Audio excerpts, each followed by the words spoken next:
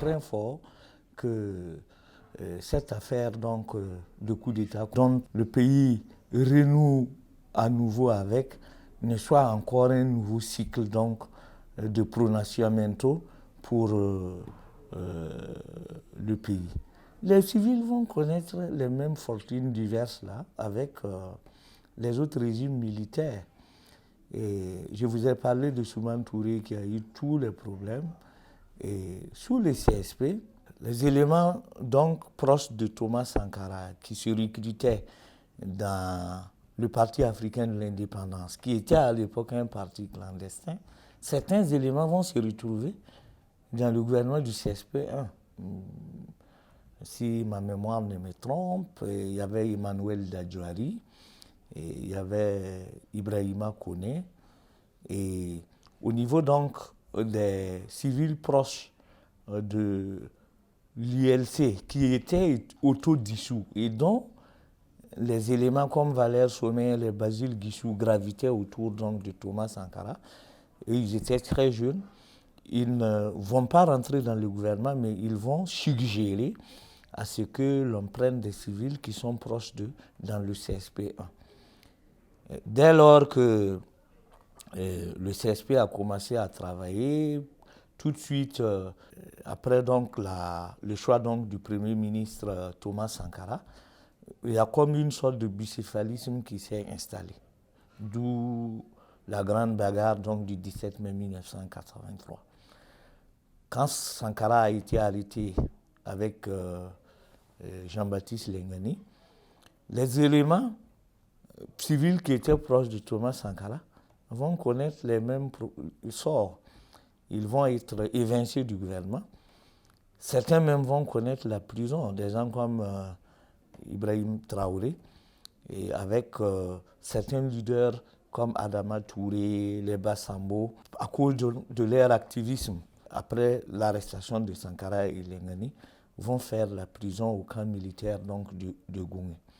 Jusqu'à l'avènement donc, du CNR. Quand le CNR arrive, bon, il y a beaucoup de civils qui accourent parce que n'oublions pas notre pays depuis le début des indépendances, depuis 1963, jusqu'à même maintenant, est un pays réputé de gauche. Donc les cadres de gauche vont accourir dans la révolution, bon, excepté ceux qui croyaient que ce n'était pas une révolution, que c'était une pseudo-révolution avec des militaires petits bourgeois qui étaient venus continuer à allégeanter le pays sous le prisme donc, de la néocolonisation. Bon, ces cadres civils de gauche-là ont accouru. Et quand ils sont arrivés, eux-mêmes ne vont pas s'entendre au cours du processus. Mais la première victime, c'est le cadre du PAI, après une année de gestion avec les militaires. C'est eux qui ont contribué pour l'essentiel à l'avènement de la révolution. Mais ils vont être mis à l'étroit. Et certains, comme les grands animateurs donc, du parti clandestin, du PAI, donc, comme Adama Touré, Ibrahim Traoré, Souman Touré, dont on soupçonnait dès le début de la révolution de vouloir prendre la tête des CDR et que les militaires n'ont pas accepté, vont vivre les supplices donc, de la prison. Et le processus va suivre son cours avec des étripades entre donc organisations qu'on avait enrôlées dans le CNR jusqu'en octobre 1987. Mais c'est les civils encore qui vont aider à la préparation du complot du 15 octobre 1987. Quelques noms, Ouattamou Lamien, Oumarou Clément Ouedraogo, Moïse Traoré, Simon Compaoré et bien d'autres. Donc, ils vont aider au triomphe donc, des événements du 15 octobre 1987 et vont continuer à gérer le pays avec Blaise Compaoré. Mais ceux qui ont été les plus actifs vont encore être les plus malheureux dans cette affaire de cohabitation entre civils et militaires. Ceux qui sont quand même d'un certain âge ont vu comment un monsieur comme Ouattamou Lamien est mort de façon suspecte sur la route de Ouayouga, à l'entrée de Ouayouga, de suite d'un accident. Certains dans le siège du pouvoir que c'est un accident qui n'en était pas un. Oumarou Clément, c'est en pleine rue de Ouagadougou qu'on a fait, on a attenté à sa vie. Herman Yamoyogo, qui va être un des soutiens inconditionnels au début du pouvoir de Blaise Compaoré, va connaître des fortunes diverses.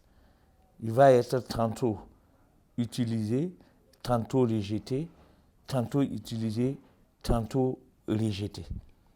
Parce que on a ouï dire que Blaise avait dit que passer les tumultes militaires, lui n'était pas un assoiffé de pouvoir et qu'il allait offrir le pouvoir sur un plateau d'argent à Herman Yamou, qui a naïvement cru, et il aurait dissuadé même son papa donc de cette alternative, en fait, qui était une duperie pour pouvoir avoir leur soutien. Donc ça va continuer du 15 octobre jusqu'au début donc, de la démocratisation.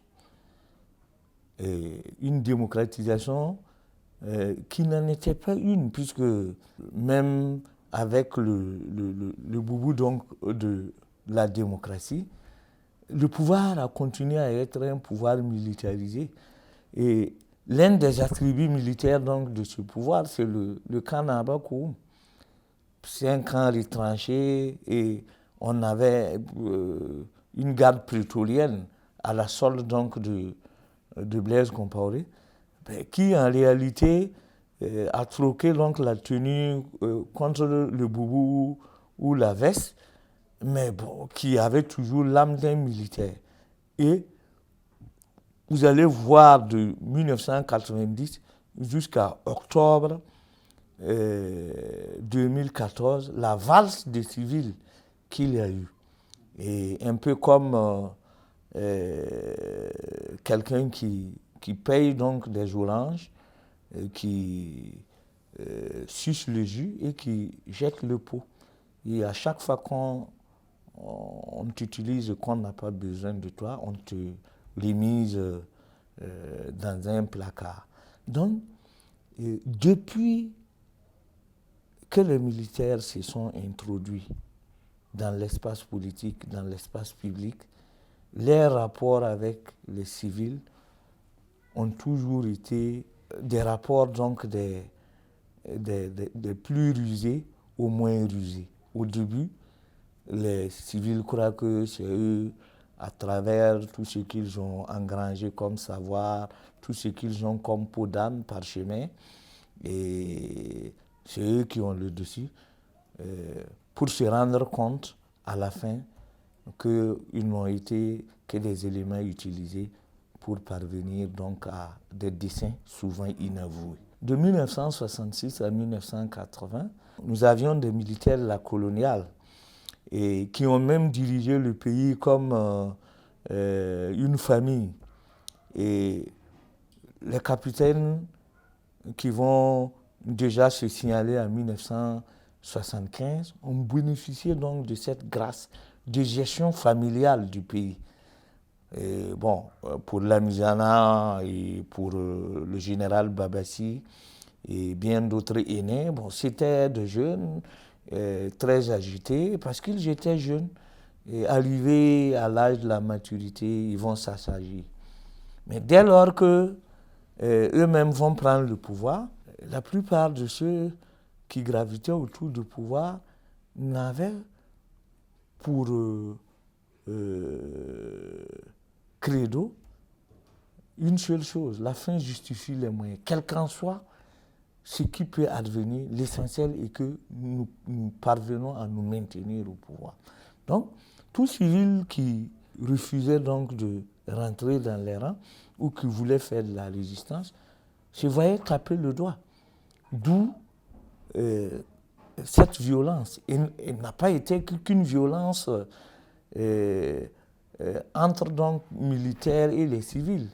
Ça a été une violence entre les militaires eux-mêmes. Quand vous regardez du CSP à pratiquement 90, il y a eu beaucoup de militaires aussi qui ont trinqué.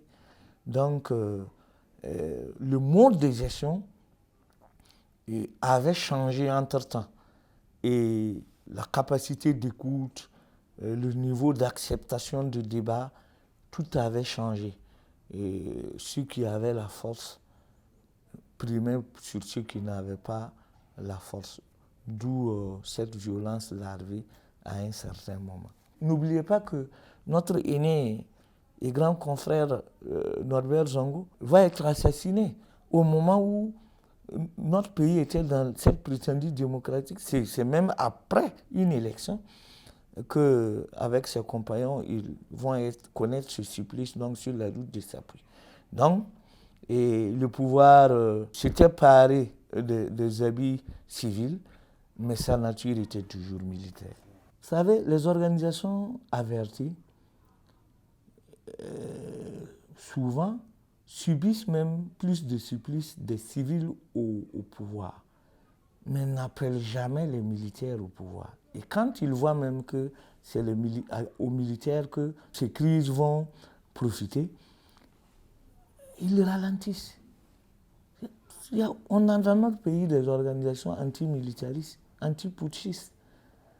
Parce que pour eux, le problème du pays ne peut pas se régler avec les militaires. Certains révolutionnaires disent qu'il y a des révolutionnaires militaires, mais il n'y a pas de militaires révolutionnaires. L'armée est une institution réactionnaire par essence. On ne peut pas faire de transformation. Quand on a besoin de transformation profonde, on n'applaudit même pas les réformes. On n'applaudira qu'un changement qualitatif, un changement radical, qualitatif et quantitatif. Donc, une institution qui est bâtie sur un socle de réaction ne peut pas opérer un changement. Ils ne peuvent que faire des petites réformettes à un certain moment, mais ça va s'arrêter là. Donc, moi je crois que ces intellectuels, soit ils ne connaissent pas profondément l'histoire de notre pays, soit ils feignent de l'ignorer et croient que ce qui est advenu de par le passé n'arrive qu'à des personnes et qu'eux, ils peuvent se prémunir. Nous leur souhaitons longue vie et nous nous souhaitons aussi longue vie pour voir ce qui va se passer par après. Le problème des militaires, ce ne sont pas des gens qui sont habitués au débat. Alors que les problématiques posées pour la gestion d'un pays est liée profondément à une réflexion et à des contradictions. Si vous vous retrouvez avec des éléments qui ne sont pas habitués à des contradictions, qui ont des armes, et donc vous n'avez rien, vous n'avez que vos têtes et vos bics. Mais tout de suite, quand le clash va survenir, c'est eux qui prennent le dessus. Et bonjour les dégâts, et tant pis pour vous qui, dans un premier temps, les a accompagnés. Moi, je suis de ceux-là qui croient que nous devons réfléchir à nos problèmes de gestion. Je ne crois pas que ce soit l'armée qui puisse être la parade pour nous sortir donc de l'ornière. L'armée a des attributions. Elle est mieux là-bas que dans la gestion du pouvoir. Nous sommes à un tournant très décisif de notre pays. Notre histoire n'a jamais connu une crise aussi profonde, sécuritaire que celle que nous connaissons. Qui sont ceux-là qui devaient être aux avant-postes? C'est les militaires.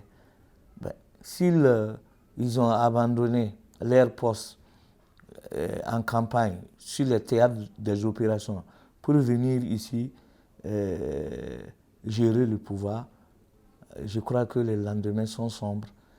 Et la seule chose qui puisse nous aider, c'est peut-être une main divine et aussi notre détermination à ce que notre pays ne disparaisse pas.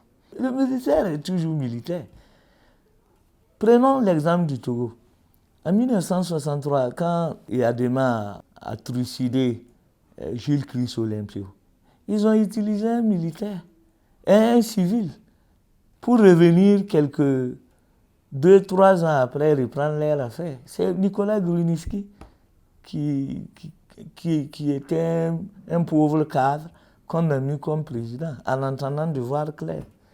Quand ils sont arrivés, qui sont ceux-là qui les ont aidés à asseoir le RPT? C'est les grands intellectuels comme les Edem Kodjo. Les Edem Kodjo vont connaître des fortunes diverses.